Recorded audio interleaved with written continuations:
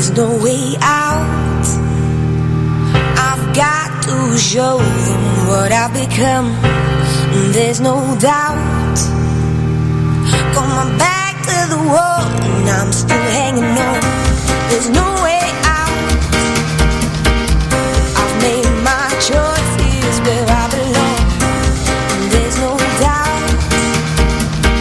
When the road gets tough, I keep my head strong, strong, strong, strong, strong, strong. Troubles in my life have been all the same, with a strain in my mind getting hurt again. There's a pain in my heart, but it's just a game. Gotta get over it, won't go insane. Won't achieve anything while I'm down. Don't wanna give out my heavy weighted frown. I'm stopping this now, I'ma turn it around. Heaven's on the ground, now I'm looking at the clouds. Gonna make a change like a change, bigger getting changed. Gonna stay the same with my mind frame rearranged. Gonna wash the blue out my mind and my eyes with a blind in my mind. Cause that was old times, cause I'm starting fresh with a clear vision. You can even spell my name in optimism. Subtract the M's, an I and the P, and then what you're left with is me. There's no way out. I've got to show them what I've become. There's no doubt. Got my back to the wall and I'm still hanging on. There's no way out. I've made my choice, here's where I belong. There's no doubt. When the road gets tough, I keep my head strong. Welcome, ladies and gentlemen, to tonight's live episode of the ZodWriter Show. I say live all the time, and most of the time we are live on this show on PSN-Radio.com. I am ZodWriter, and with me tonight, my better half, and I always say that because she absolutely is my better half. She's a wonderful, beautiful person, and I could not find my virtual socks without her. Victoria Runer, how are you? I'm good. I'm blushing now. Thank you for the that really nice intro. I have to give you, absolute credit because, we're coming around the home stretch here in 2015, and we've only got a few more shows left this year, before 2015 is over with. And I have to say that, this has been really a fantastic year for our show. We've had a lot of great guests. We've done a lot of wonderful things, and I'm pretty sure that, next year will be even better. I would have to say I'd be very surprised if we weren't just as successful and thriving as we have been. And this has been a real amazing year, I think as well. I'm so grateful that I got to be part of it. So, and I hope we keep going. yeah, absolutely. And you know what? Tonight's show is going to be really, really exciting. We've got a special guest on the show tonight. After our first break, we're going to be bringing him on. We're going to be bringing actor Gary Graham onto the show. He's famous for being in such shows as Alien Nation from the late 1980s, and, of course, Star Trek Enterprise, where he played Vulcan Ambassador Saval, and he's currently playing reprising that character in some independent Star Trek films. Star Trek Axanar, I believe, is the correct pronunciation. He's also been in a Star Trek film called Star Trek Renegades, which he co-starred in with Walter Koenig, who was Pavel Chekhov in the original Star Trek. So that's some really exciting stuff. We're going to have Gary on, and we're going to be talking to him briefly about his career, and have him on. We'll have him on for a short time tonight. We won't keep him super long. I know he's got a lot of things going on, a lot of projects. So we're gonna be talking to him. But there's a lot of good stuff to discuss here tonight. We've actually got tomorrow being Back to the Future Day, where this is literally October 21st, 2015, the year that Doc Brown and Marty McFly actually came into the future. And you realize that by the end of tomorrow, the future, according to Back to the Future, will actually be the past. Yes. It's heavy. Yeah, it is. It's very heavy, and actually I was thinking about it. Like there's there's like all kinds of like movie theaters and stuff that are showing the Back to the Future films, showing the trilogy. I mean, I wish I had that kind of time. I am going to at some point try to see, particularly tomorrow. I'm going to see tomorrow if I can. When I get home from work, I'll probably pop in Back to the Future 2 and just watch it just for people are actually nostalgic reasons. Yes, but people are even planning like to dress, like some of the clothing from the movie and stuff. I was like, wow. Yeah, that's exciting. Yeah, I give them credit for being that kind of fan. I mean, I don't know what I'm more excited about. Am I more excited for the fact that we're going to finally get to see what Pepsi Perfect tastes like? Are we gonna get are we actually going to get Nike shoes with power laces? I mean, these are things that were predicted in Back to the Future, and I've seen the pictures of Pepsi Perfect. Apparently, Pepsi Perfect is on the market and is going to be made available widely tomorrow. So, is it? I will have to go. I might have to go buy again. Yeah, and here's what they're saying. It's Pepsi Perfect is essentially just regular Pepsi made with real sugar. So it's kind of like that Pepsi throwback that they that they have, so that's going to be interesting. I mean, it's going to be interesting to see what kind of little things are unveiled tomorrow for Back to the Future Day. I know as a huge Back to the Future fan, I'm definitely looking forward to that and interested in seeing where that, what happens tomorrow and stuff like that. But we also have, yesterday was the big unveiling of the Star Wars Episode 7 Force Awakens trailer that everybody had been clamoring for. I suffered through the whole first half of Monday Night Football so that I could see that trailer when it aired live on ESPN, and I have to say it was an exciting trailer. It didn't really give away anything, that we, it wasn't like it was one of those trailers that, usually a lot of movie trailers nowadays give away the whole movie in the trailer. But this is one of those things where, J.J. Abrams has remained secretive and is just showing, bits and pieces here and there. And that's kind of what this felt like. Yep. This felt like a full-length, extended teaser is what it essentially felt like. You really can't really discern too much of the plot based on that trailer, but at the same time it was exciting enough to get you looking forward to the new Star Wars film. So it's it's done its job. And we have, what else do we have in regards to that? Oh yeah, that's the other thing. I struggled last night to get on the movie theater website to try and get tickets to Star Wars The Force Awakens. It took me between 2 and 3 hours, but I eventually, before I went to bed last night, I did manage to snag 2 IMAX theater tickets to see the film. So I was happy about that. I just wanted to get it, for that first Thursday night showing on December 17th. The film actually opens on the 18th, but they were selling the tickets for the pre-show. Oh my gosh, that's really exciting! I can't believe you got tickets. Yeah, I was lucky. I don't know. See, because the websites kept going down. They kept, fluctuating, and it was really, really difficult to,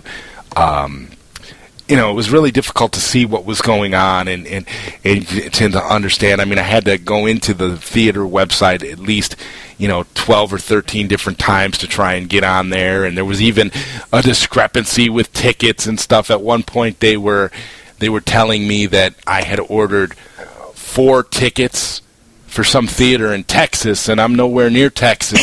So I was really I was freaking out because at one point I thought they had charged my card almost $100 for 4 tickets to this thing. Oh my gosh! I was nervous, and but no, it turned out to be okay. It turned out to be that they it actually was fine. I ended up going on Fandango.com because the AMC theater chain that I was trying to buy the tickets from initially was just too backed up. It was just too hard to get tickets through there. So, thankfully Fandango was working properly and everything was the way it was supposed to be. So that's, so that was good news. Now, are you planning on going to see that movie, or? I am. I'm definitely planning on going to see it, but I am not going to, because I am going to take my children with me, and I'm not going to fight with true blue fans to get in there. It's going to be interesting to see how many people are dressed up and are festive in regards to I think it would be a great experience. If I wasn't going to take my kids, I'd be a little more adventurous and try and get tickets for the first showings, but no. No, not with the two children. It's just like I just can see, like, you know, my son is actually a bit of a loud talker in films. It kind of causes us problems sometimes, and I'm just not going to. Are you serious? Yeah, I am not going to deal with the hardcore fans when my son goes, "What?" Wow. Because he is, and it's like I constantly have to remind him, indoor voice, hun, indoor voice. But like, there's no way I want to be in that environment with someone who can't keep the level of his voice low. Well, I mean, he'd probably definitely be very, very excited, though, which is something that is, good, for Star Wars. What I plan to do is I'm going to see if I can get my daughter to watch some of the other ones and see if I can't get her into it. I mean, I've watched them all with my son, but my daughter was just not been, into it. So I'm going to see if I can get her into it. Well, I haven't decided exactly what I want to do. I kind of want to go see it with my father, which is basically my idea. But I don't know if he's going to be down to go see it that Thursday, that opening Thursday night, like that. But I don't know. I'm thinking I'll probably end up seeing it multiple times anyway. Yeah, I'm pretty sure especially if it's good, especially if it's really good, and because that's the whole thing. As long as you're not wasting your time and you got a good product there, I'll probably see it more than once. So I'm not really worried about it. I want to see it though as close to release as possible, because I'm one of those people that I don't want to hear all about it before I go. Oh yeah, if you don't see it probably within the first couple of weeks, like 3-4 weeks, it's going to be all over. Be done. Spoilers are going to be crazy nowadays. Yeah, there's no secrets now with the internet. You're pretty much... there isn't. It's pretty much out there. You can't, it's like can't get online if you don't want spoilers. But I'm hoping to see it as soon as close to the date as possible. Yeah, me too. So, you know what, we'll be talking, a little bit more about Star Wars and Back to the Future Day a little bit later. And we're going to definitely, in the second hour of our show tonight, we'll open up the phone lines for people to call in if they want to share their experiences. I'm going to be interested in hearing about how many of our listeners out there have attempted to purchase Star Wars tickets themselves yesterday and experienced what I experienced. But what we're going to do is we're going to take a quick break here on the ZodWriter Show on PSN-Radio.com, and when we come back, we will have our guest of the night, Mr. Gary Graham, on tonight's show. So we will be right back, and so just as a little bit of a treat for everyone here, I'm going to debut a brand new track from Georgina Revel and Dean Martin. This song is called Need Love. This is an exclusive track. Georgina just finished it, gave it to me last week, so here it is on tonight's show, premiering here. So take a listen to this, and we will be right back. You keep saying that you need love, well baby let me give it to you. I rip my heart about my chest, I don't care about the rest, I just wanna give you all of my love. You keep saying that you need me, oh baby boy I need you too. I don't care about the stress, we gon' make it through the mess, I just wanna give you all of my love. You keep saying that you need love, well baby let me give it to you. If my heart wasn't covered with this flesh, all the bones and the rest, then I swear I would give it to you. Got me speeding down Lover's Lane, you the Apollonia, I'm the prince in this purple rain. I've been dreaming about a drop top, so they can see your hair in the wind as we fly by. Love is love, so let me fill all your open spaces. You gave a spark to my heart like an operation. You're not a doctor, but you sure as hell taught me patience. Ever since we had our little girl, I've been striving for greatness. Cliche after cliche, they said I couldn't do it, but I don't listen to the hearsay. Headed in the clouds with my feet planted in the dirt. Never cut you short, little mama, I know what you worth. You keep saying that you need love, well baby let me give it to you. I rip my heart about my chest, I don't care about the rest, I just wanna give you all of my love. You keep saying that you need me, boy, I need you too.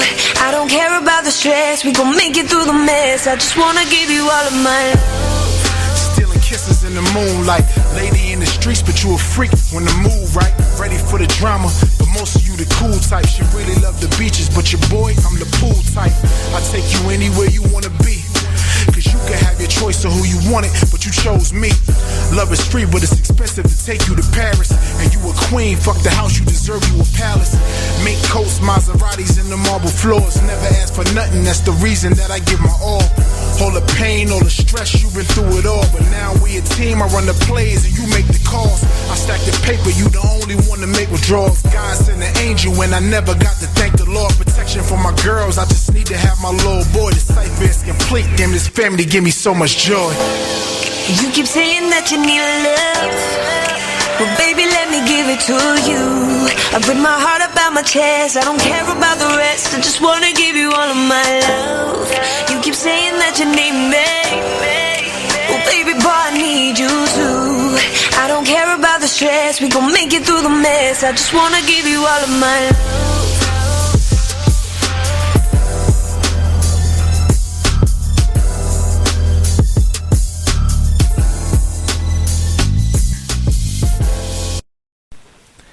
And we are back on tonight's episode of the ZodWriter Show, and without further ado, we have our special guest of the evening, Mr. Gary Graham, on the show tonight. Gary, all right. I'm a little under the weather, but I'm just fine.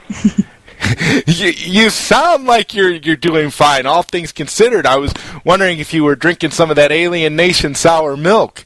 Well, no sour milk, just had some bronchitis there, but I'm doing good. I'm just battling back. You know, we play hurt in this league, man. So here I am. So now you said before we got you on the phone, you were talking about you have a new gig coming up. Is there anything you could tell us about that you're working on? This is my band. I have a band, rock and roll band. And oh, really? Yeah, we're asked to. Every year we get asked to play for this benefit event, Ride to Recovery. They build specially adapted bicycles for our wounded vets, and then they take these long road tours. And this particular one, I think, coming in on Saturday is from San Francisco to Santa Monica, 450 miles. So we play. Wow, that sounds exciting. Yeah, it's great. It's great fun. Great, help just paying it back. Yeah. So you've been in so many projects, you've had so many movies and so many different things you've done. I kind of wanted to narrow it down, and I guess the first question I wanted to ask is how's all that great independent Star Trek stuff that you're doing going? How's all that? I got a chance to watch Renegades. I absolutely loved it. Thought it was great. I mean, how's it feel to be back doing Star Trek stuff? Very cool. Well, it's work is work. A lot of people ask me, "Hey, so do you do anything other than science fiction?" I go, "Hey, man, it's just a gig. Actors got to work, and we work wherever we can get it." And well, just tell those people to watch you in Extendables. That's all I have to say about that. Okay, but the fan-driven films it's something quite new. It's just a phenomenon where fans can actually get projects off the ground. So it's a paradigm of a whole new color and shape, and Hollywood is just now starting to wrap its brain around it. And that's the competition's coming from fan-driven films in a lot of instances, and it's exciting. It's exciting to Axon. You mentioned Axonar earlier. Axonar. I'm actually reviving a character from Star Trek Enterprise. Yes, Ambassador Saval. Yeah, so that was intriguing to me, just right off the bat. And it's not just Saval; it's Saval 80 years later. He's aged, and because Vulcans live to be a couple hundred years old, And so that excited me. And then they said, on top of that, they said Richard Hatch, Pretty Boy Richard Hatch, is going to play a Klingon. So I said, wonderful. Wow, I'm in. If he's going to put on the prosthetics and play a Klingon, then I'm definitely in. So that's where that started. And we shot the prelude to Axanar, which is available online. As you know, and then we shot a little 4.5-minute scene of Ambassador Saval in the feature film that we're putting together right now. So yeah, it's kind of exciting. It's fun. Well, how did you feel? How did you feel about returning to the character of Saval after all this time? I mean, is that character really, really special to you? Yeah, it's like putting on an old comfortable pair of shoes, that you'd had in the closet for a while. Oh, I miss these. Oh, I love these shoes. That's what it's like. And yeah, we just hit the ground running because once you inhabit a character for a while, it doesn't take a whole lot of prodding to bring them back. So these guys that put it together, Alec Peters and Rob Burnett and all these guys. They, Christian Gossett, they really did a good job, with the characterization and the script and all that. So I said, "Wow, how could I not?" And it's so good to see so many, Star Trek alumnus coming back and doing these films that take place in the prime Star Trek universe. It just feels good to see that, to see that happening. And I mean, you've definitely, having been such a huge part of, Star Trek Enterprise and now coming back and doing the character again, you're definitely doing the fans of the franchise, of course, a great service, because if we're true Star Trek fans, we're all going to love this stuff. It's all fantastic. You're right, Joseph. And you know what? Just a note. It's a huge. It's not just a fun thing to do, but it's an emotional thing for me too. It's a huge honor, first of all, to be included in the Star Trek universe, in the sort of a family of Star Trek products, if you will, but it's more a connection with the fans that drives me. I really appreciate Star Trek fans and people who love my contribution to it. So I feel I'm glad to serve up another edition of Ambassador Saval in this extended drama of Axanar, which is a great thing. It's talked about in the original series. It's talked about the 4 Years' War and all that, and so many turning points, and the rise of Garth, who was Captain Kirk's mentor, right, his hero. So many things that tie back to the original series that are quite fun and exciting to bring to life. Yeah, Prelude to Axanar was really incredible. It had such high budget-looking production value. I mean, it was fantastic. It looked so spectacular, and I'm like, my God, this should be on TV or should be in a movie theater. This is amazing. It is amazing. The production team really went for the best technicians. And many of them, most of them, really were from various incarnations of Star Trek who worked on those shows, and they got them together, and they laid out what they wanted to do, and 201, everybody just said, "Oh, absolutely, I'm in. Oh, I'm all over this." Even my original makeup artist who did my Vulcan in Enterprise, we got him to put on the ears and the wig and the brows and all that.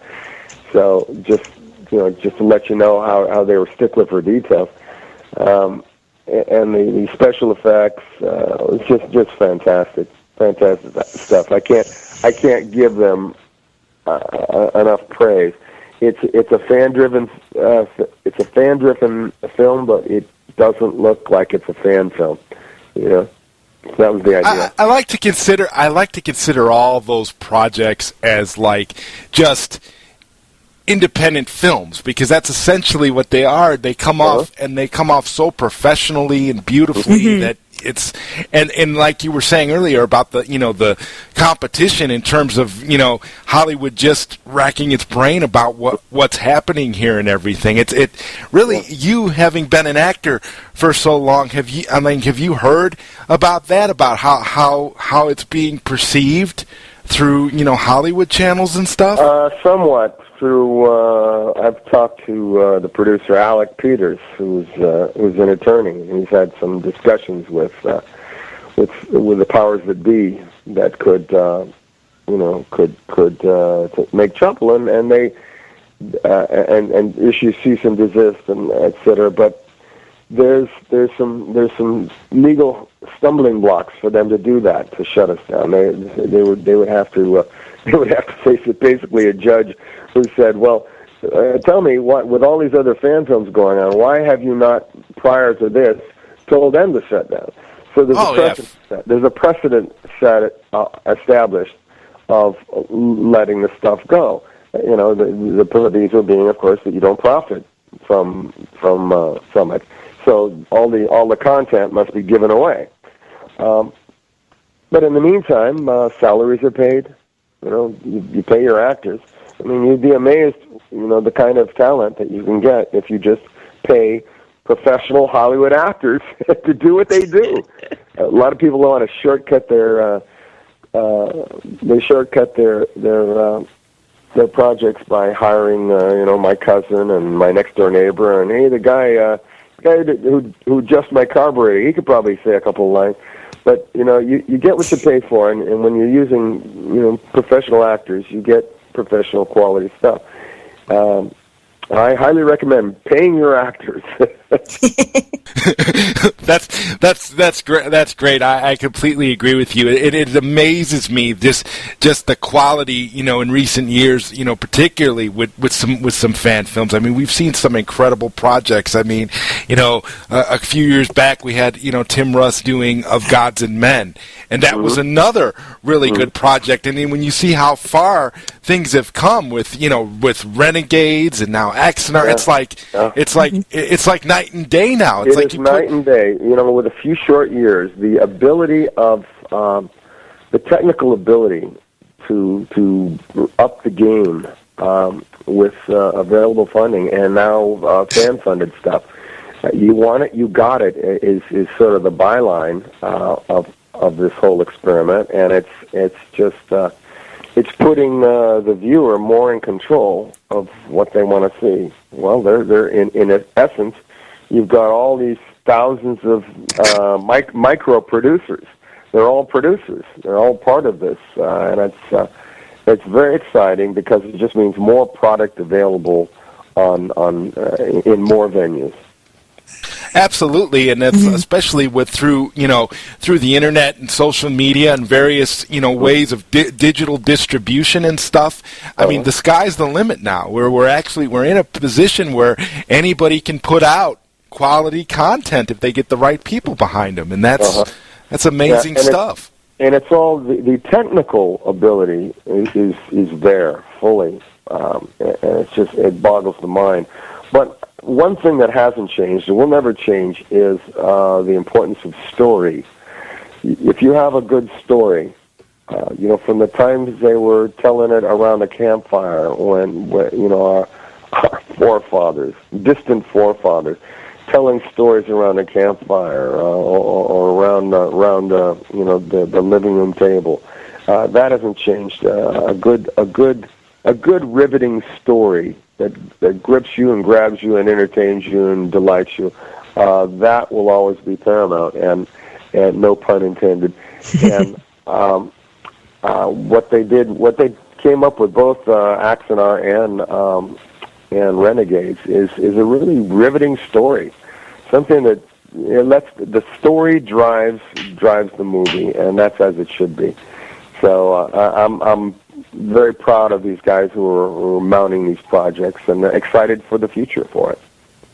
Yeah, I am too. I couldn't be more excited for what we're seeing, especially now with all these great projects that have just been, permeating the internet, and it just seems like they get better and better each time.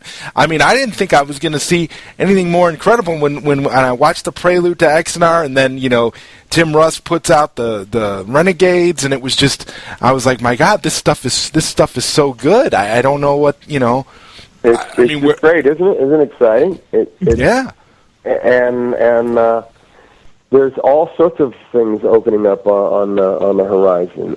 New projects that I see all the time that have really good quality associated with them, and it's the great wild frontier. And I celebrate it all. I support your local filmmaker. Jump into these Indiegogo or these Kickstarter programs and help out and be a producer yourself. And vote with your dollars. Yeah, that's the best way to get quality, clearly, and it's like we're I love how you described it.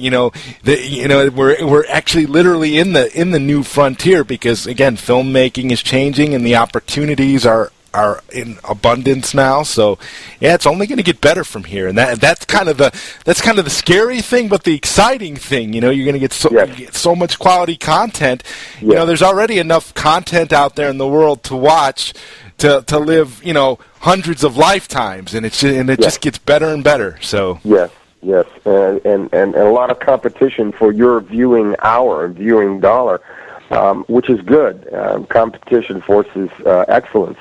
It just you have to come up with something bigger and better and faster and quicker and more arresting, more interesting and fascinating. So with that high level of competition, so many people competing for your viewership and your fandom, it's very exciting. People have to come up with, they really have to dig down deep and work harder to get your attention and to hold it, and the way to do it is again, good solid story that hits you right in the heart. Absolutely, and you know what? Speaking of good, solid stories that hit you right in the heart, since we have you, and before you go, I have to ask you just a little bit about Alien Nation, because your portrayal of Matt Sykes is absolutely my favorite role of yours. The show still resonates with me very strongly today. I absolutely love it, and and honestly, I mean, I had read an article where you had been interviewed, and you had said that you didn't know how you were going to approach the character, coming from, because it was initially played by James Caan. And I just wanted to ask you, where did it come from for you? Like, what was your initial approach to the character of Matt Sykes? Well, it starts with the script. You read the script, and I had not seen the movie that the series was based on.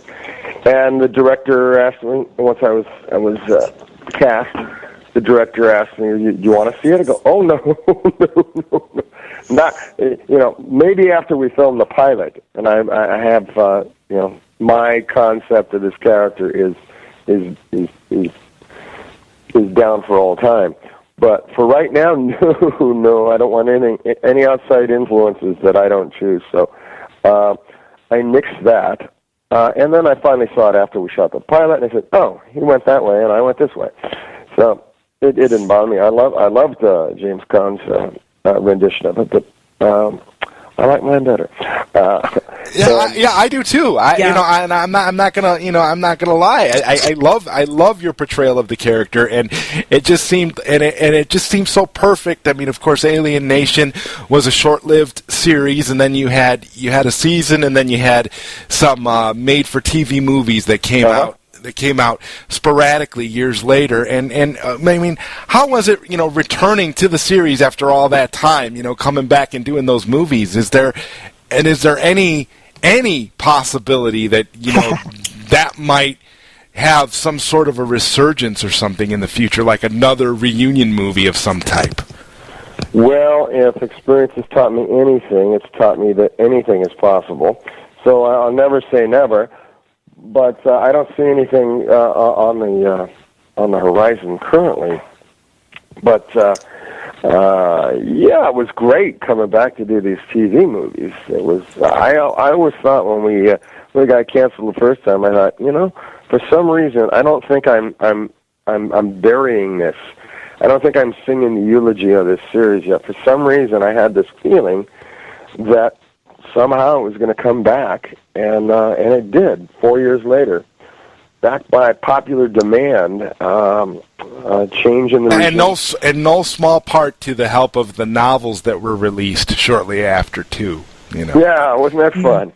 The novels, the whole series. I got a series. I think there's eight Alien Nation novels that got the book set in my bookshelf. It's just fun to see a rendition of yourself on a little paperback novel. It's fun.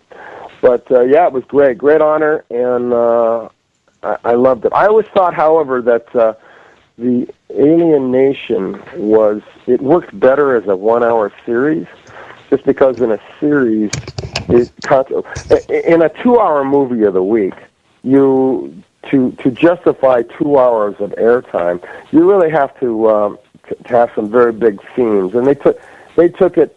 We had to go to outer space, and we had to have a worldwide plague that George and Matt somehow cure or stop, or a plot, a huge, impactful plot that we had.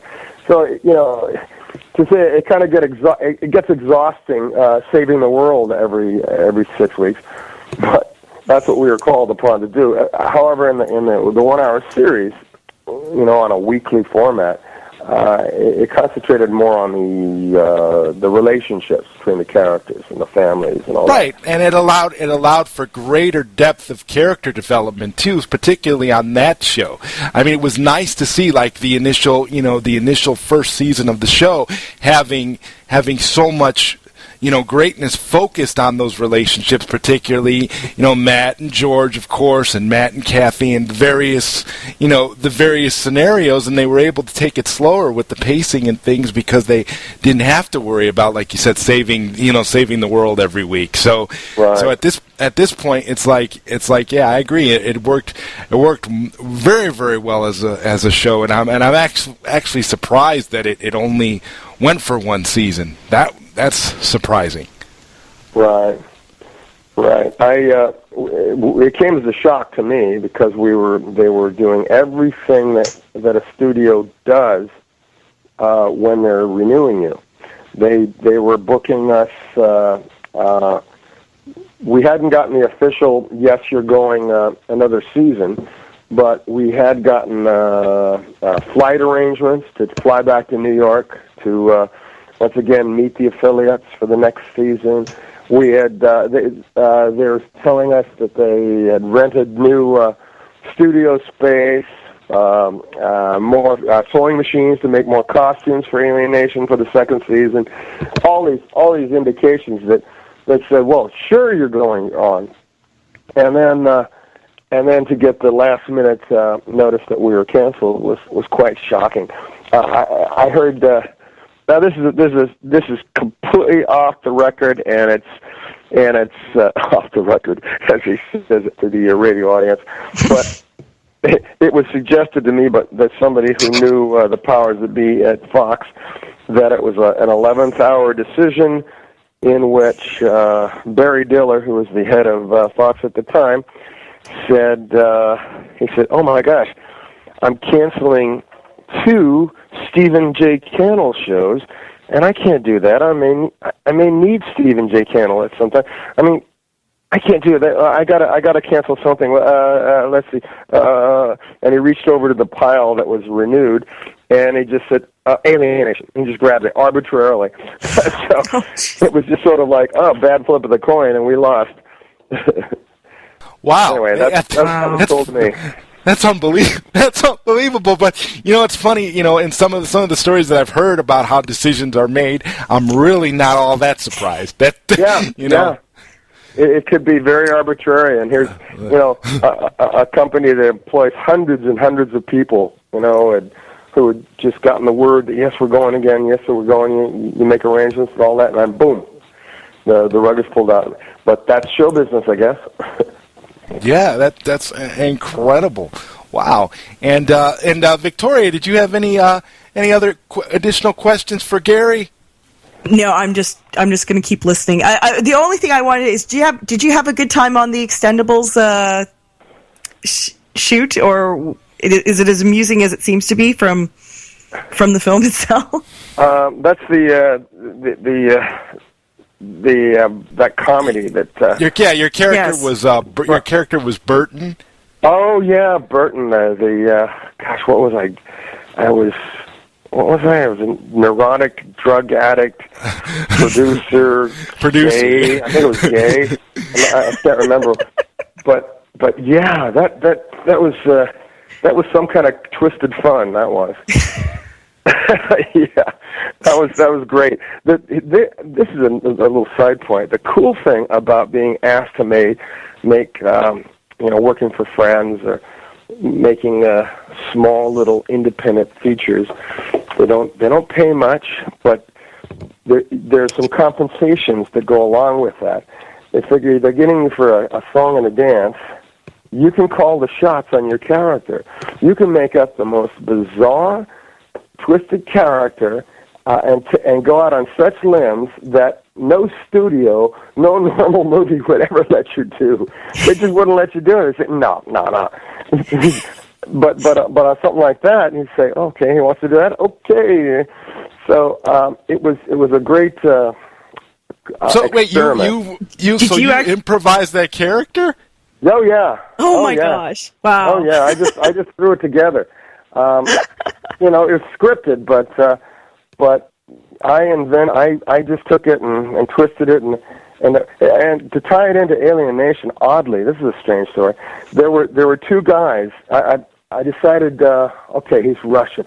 There were two guys that play my bodyguards, right? Two big guys, and one of them was a Russian, a real Russian, and this guy had come up to me at a convention when I was signing for Alienation years before, so 8 years before, and he came up with in a completely normal American accent.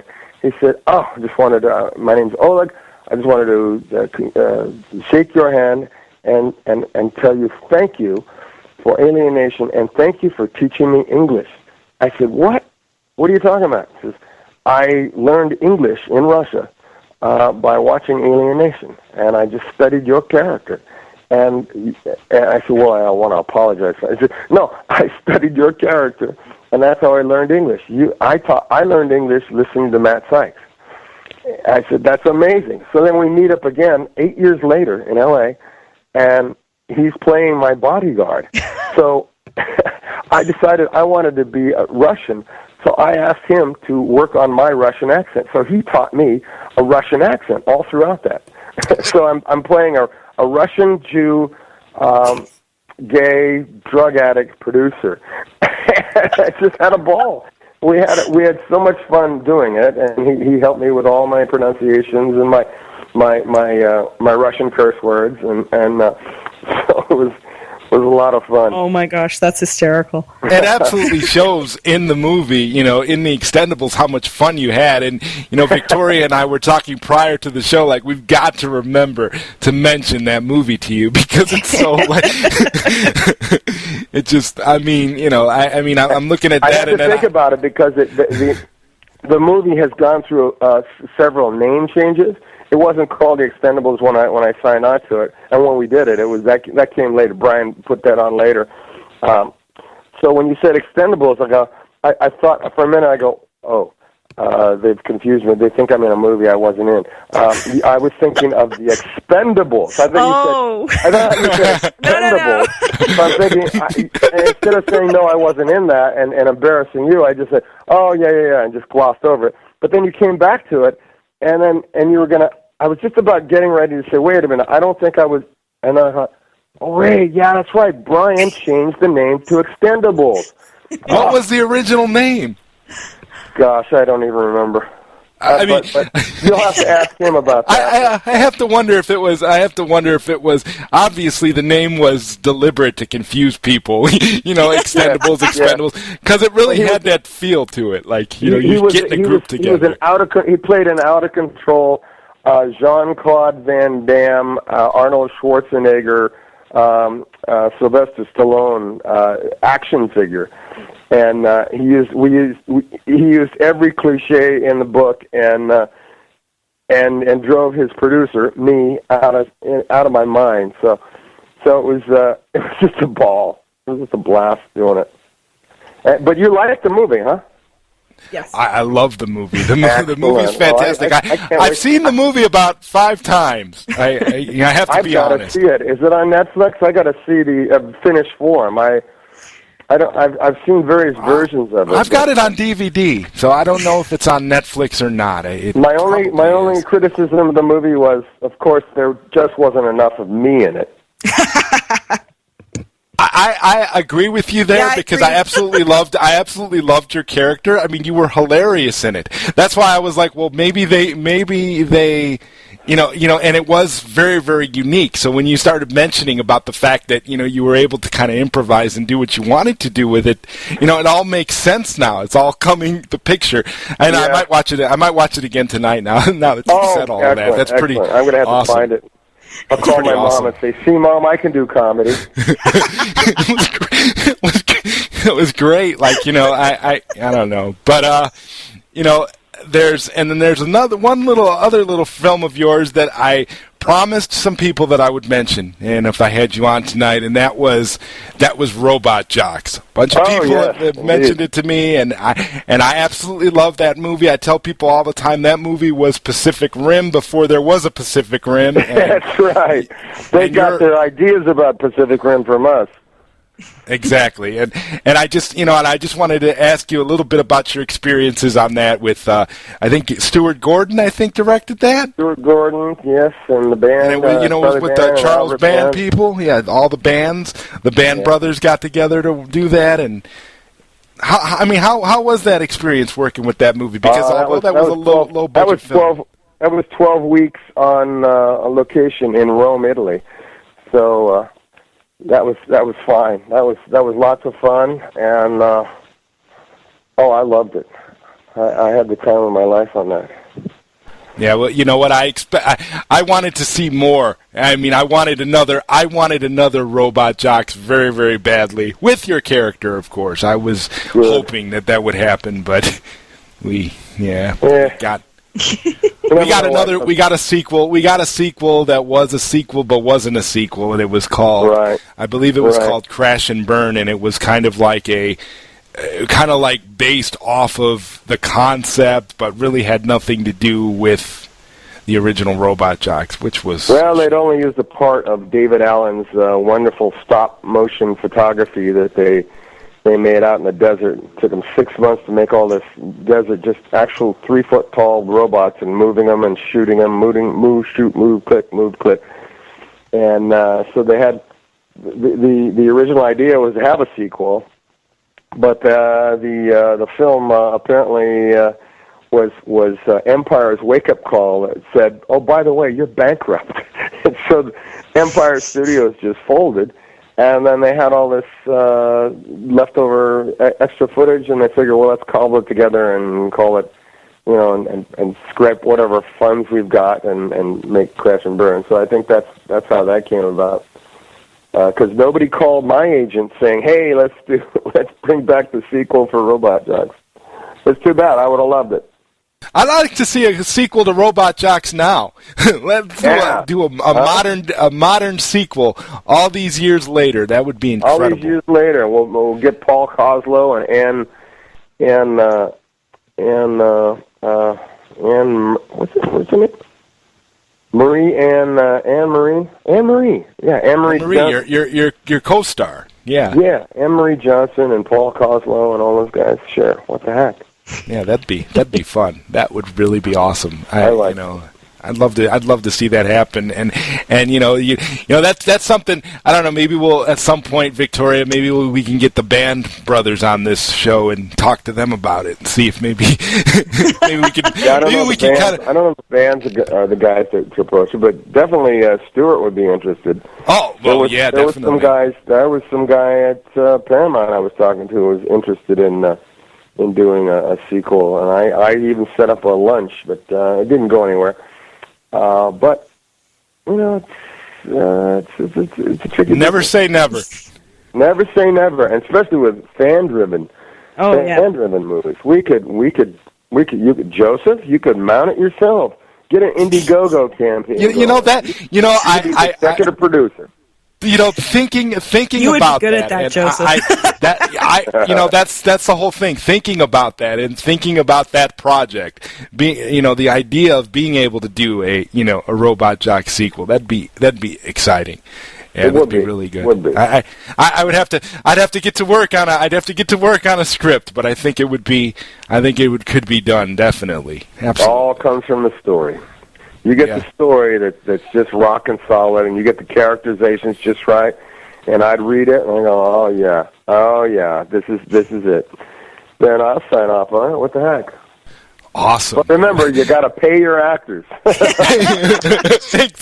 The most important part of this whole thing is you got to pay your actors. Well, it goes. I think doesn't it go story, pay your actors. Yes, exactly. Pretty much. Because if you don't have a good story, you can't compel your actors, even if you are paying them. So you will get my attention with a good story. You will keep my attention with paying your actors.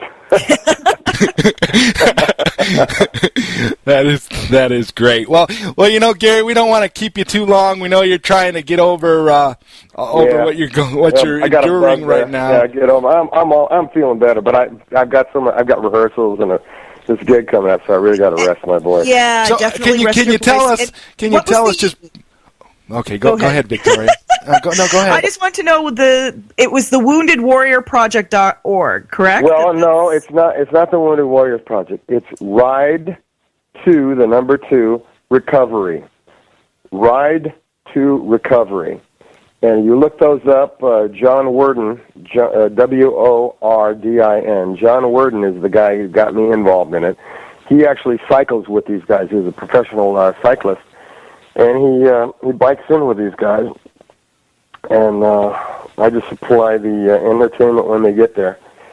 So we're going to have a rocking good time this Saturday at the L.A. Veterans Administration, the VA, L.A. VA, right off of Wilshire Boulevard. We'll be there from about 1:30 to about 4.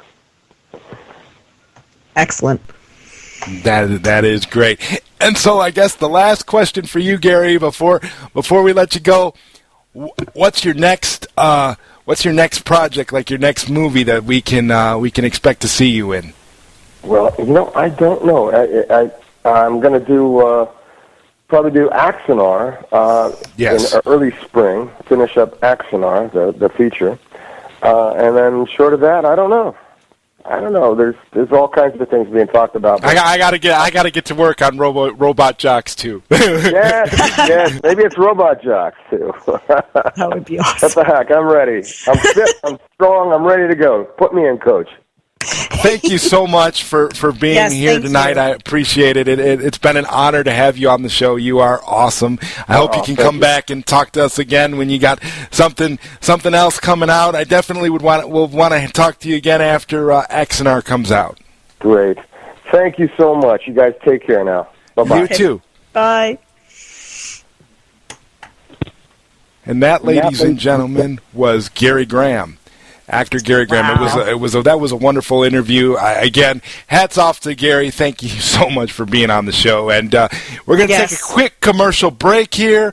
And when we come back, we will talk a little bit more and just enjoy the rest of our evening. And the phone lines will be open, as I promised at the top of the show, for anybody who wants to call in and talk about any of the upcoming events that are, the new Star Wars movie and, of course, Back to the Future Day. I'll give the phone number out right now before we go to break. The phone number here at the ZodWriter Show, PSN Radio, is area code 786. 786-245-8127. Again, that's area code 786-245-8127. And this is Probably Vampires, Yes I Do, while we go to break. We will be right back.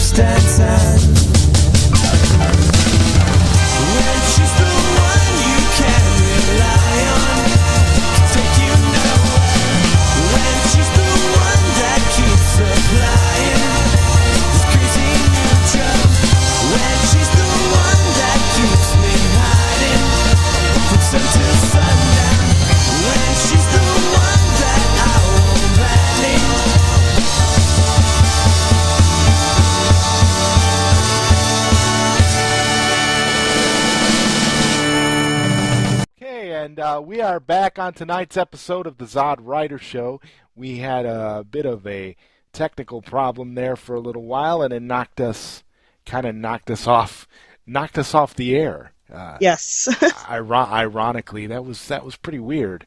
We've never encountered anything like that before, but that's what essentially happened. We got knocked off the air briefly because of a technical glitch, but now we are back here to kind of finish up tonight's episode. Wow, I think things were going so well tonight. Yes, well, sometimes it's going great, and then all of a sudden things change. So yeah, that's pretty much what we discerned out of tonight's show. Tonight's show has been so good that I guess we were maybe asking for a little bit too much and hoping that it was going to be go too perfect. But what we're going to do right now is I think Victoria, I think you and I were going to go ahead and end tonight's show a little bit early so that we can so that I can kind of patch together what had happened, and we'll get tonight's episode up on the SoundCloud page and on the ZodWriterShow.com page. So we're going to go ahead and end tonight's episode of the ZodWriter Show. And I do want to thank everybody for listening tonight, and we will be back.